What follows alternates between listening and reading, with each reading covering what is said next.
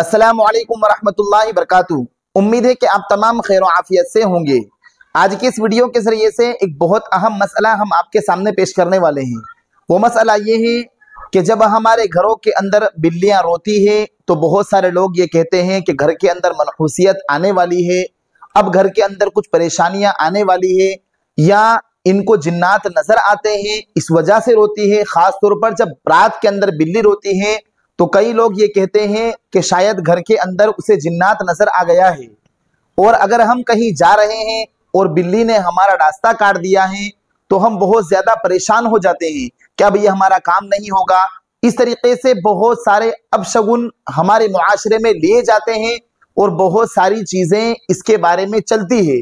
तो ऐसी तमाम चीजों की हकीकत क्या है? क्या सही में जब बिल्ली रोती है तो हमारे घर में परेशानियां आती है, या अगर हम कहीं जा रहे हैं और काली बिल्ली ने या कोई और बिल्ली ने रास्ता काट दिया है तो क्या हमारा काम सही नहीं होगा, वो काम हमारा बिगड़ जाएगा?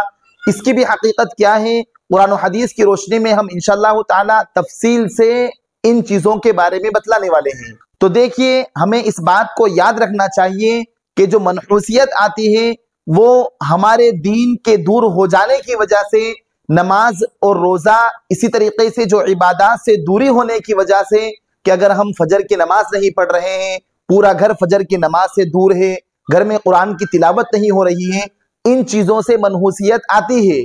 बिल्ली के रोने से या रात में बिल्ली के बड़बड़ाने से कुछ भी नहीं होता है और ना ही इसकी कोई हकीकत है।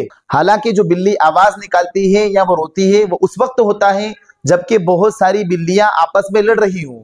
तो लिहाजा इसको मनहूस समझना या ये समझना कि घर में कोई परेशानी पेश आने वाली है, इन बातों की कोई हकीकत नहीं है। ये बात बिल्कुल गलत है। शरीयत में इस बात की कोई हकीकत नहीं है। या अगर कोई काली बिल्ली हमारा रास्ता काट दे तो हमारा ये अकीदा रखना कि अब हमारा काम नहीं होगा, हमारा काम बिगड़ जाएगा, ये बात भी बिल्कुल फजूल है। शरीयत में इस बात की कोई असल नहीं है।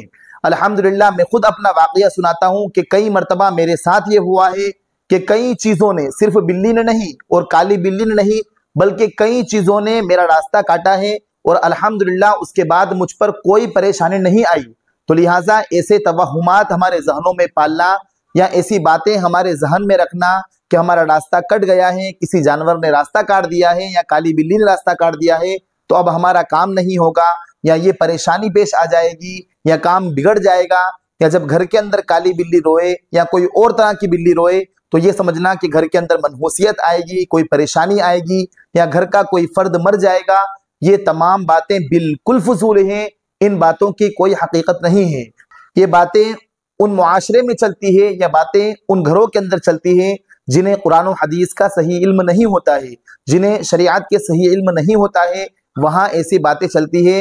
हालांकि इन बातों की कोई हकीकत नहीं है। तो उम्मीद है कि आप इस वीडियो के जरिए से सही बात समझ गए होंगे। अगर वीडियो अच्छी लगी हो तो आप हमारी इस वीडियो को दूसरों के पास जरूर शेयर करें, साथ साथ हमारे चैनल को सब्सक्राइब करें। फजज़ाकुमुल्लाहु खैरन व अहसनल जज़ा। अस्सलामु अलैकुम व रहमतुल्लाहि व बरकातुहू।